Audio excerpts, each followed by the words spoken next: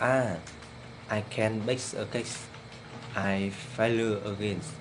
I'm such a loser. Can down. Don't beat yourself up. Low pain, low gain. The first step is always the hardest. A foreigner will come to taste my cakes next week. I'm so worried. Sweetheart, you should you my yellow car. Go to Sour Lake to take a break and then come back to practice 24/7.